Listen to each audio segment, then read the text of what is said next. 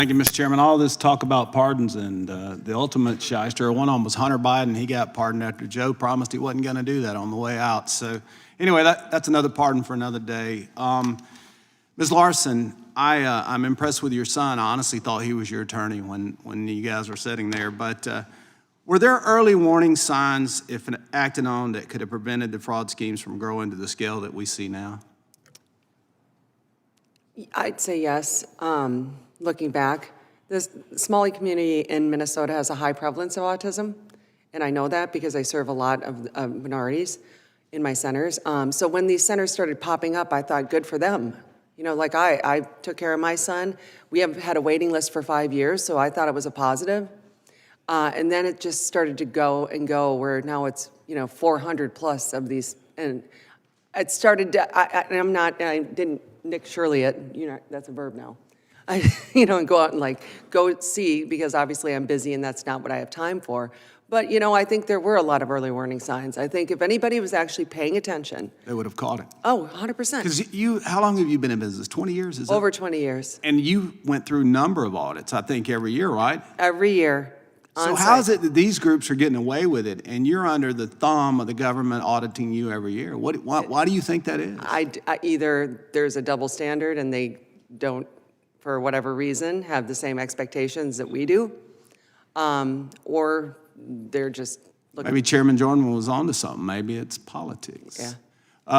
Mr. Shirley, now I guess investigative journalists are known as right-wing social media influencers. So can you confirm how many daycare centers you personally visited in Minnesota during your investigation?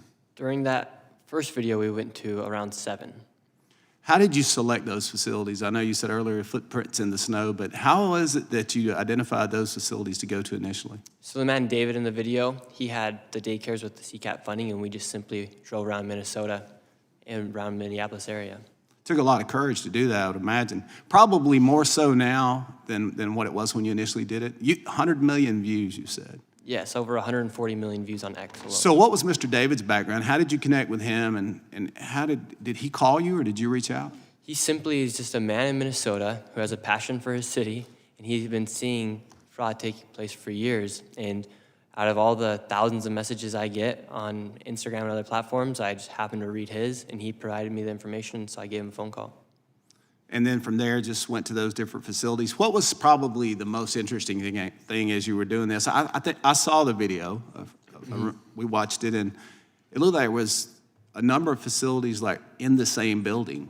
Yes. So in one building, there was, I believe, 3 daycares, and there was no children. And they were all receiving CCAP funding for separate daycares. There was one daycare we went to that one day it was closed by the government, and then that same day it was reopened underneath another name. And they both received CCAP funding. I bet, Ms. Larson, they probably weren't getting audited nearly like you were. I would guess not. So how many daycares are there in Minneapolis we think are fraudulent right now? Mr. Shirley, any idea? Or the amount of money total? You get any idea on that? Well, they've frozen over $185 million, and not a single business has been able to prove that they're a legitimate business yet. It's $185 million for sure that we know. Mr. Dexter, I got a question for you. What common patterns or warning signs usually indicate that the provider or the program may be committing fraud? As you were doing your investigations and 28 years of experience, what are some of the indicators that you see that maybe that should be a telltale sign or a red flag that there's fraud there? Well, one of the immediate signs that we saw when we would go out to first look at the location is where that was located. A lot of times they were located in commercial areas, and I'm not talking like strip malls or anything like that. I'm talking about like industrial areas where you wouldn't typically find a child care center. We would notice that there was no play area, and if there was any play equipment, it was bare minimum. Now, there was an exception that if there was a playground area within a very short walking distance, that would count. But a lot of times we didn't see that. But the most glaring thing was that when we watched the centers, we would sit and watch it for a couple of days before we even put up surveillance cameras. We would watch, and we would see little to no children present. If anything, there would be a few kids. As you begin to blow the whistle, the investigator became Gentleman's investigator. time has expired. I'll yield back, Mr. Chairman. Thank you. Chair recognizes